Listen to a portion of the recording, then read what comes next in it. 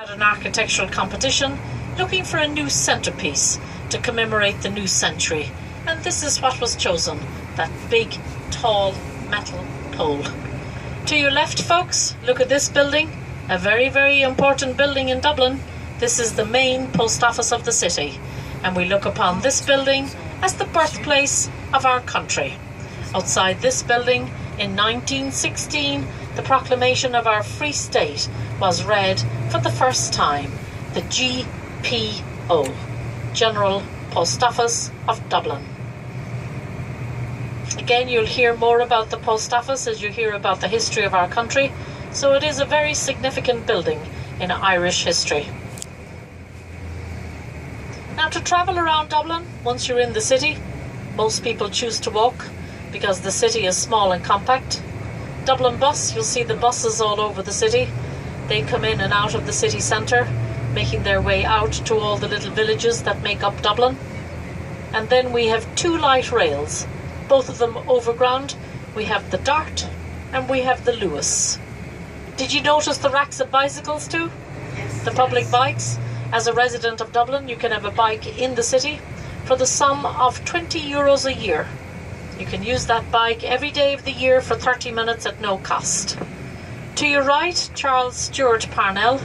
He's known as the uncrowned King of Ireland, another famous man in Irish history.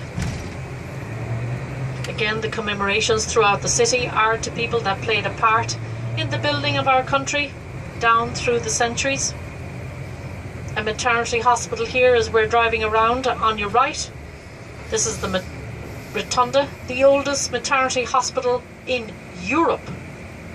More people come out of that hospital than go into it. So that's a very busy hospital in Dublin, the Rotunda.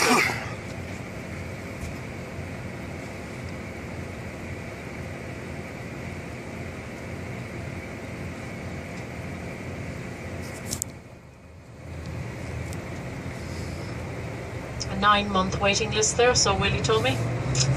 Oh yeah, Willie, thank you for sharing that with us. And look at the houses here, folks. Again, reminding you of the wealth of Dublin.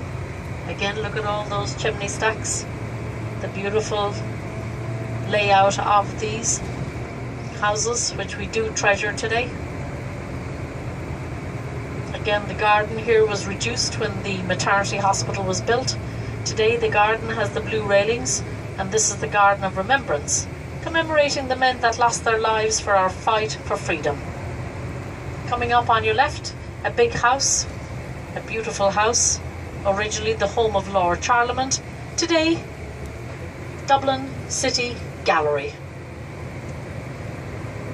We also have another house here which is used as the Dublin Writers' Museum on your left. Dublin is a city that is very proud of its writers. 3 Nobel Prize winners for literature are from Dublin: George Bernard Shaw, Samuel Beckett, William Butler Yeats. Seamus Heaney, we claim him here in Dublin.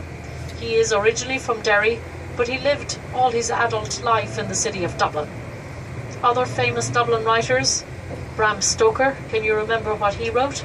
Dracula, a Dubliner, educated in Trinity College. Maeve Binchy, Sean O'Casey, Samuel Beckett, Brendan Behan, James Joyce. One of the theatres of the city just there to your right. Again, because we have so many famous writers, the theatres are very important in Dublin, and the most famous theatre in the city is the Abbey Theatre, founded by William Butler Yeats and Lady Gregory. So we're going to go back down O'Connell Street. Again, a lot of disruption here due to the construction of the extension of the light rail, the Dart. So what do you think of our new centrepiece? Was it worth €5 million? Wow. That's what they paid for it.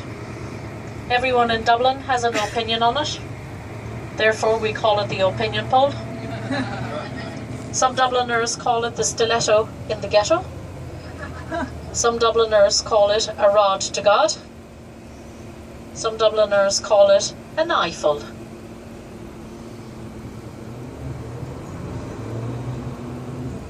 Now there are two other names that Dubliners have given it. They're a little bit rude. We've only just met you. Would you be up for it? Everybody? Sure. Okay, you must promise what happens on this coach stays on the coach. Are you ready?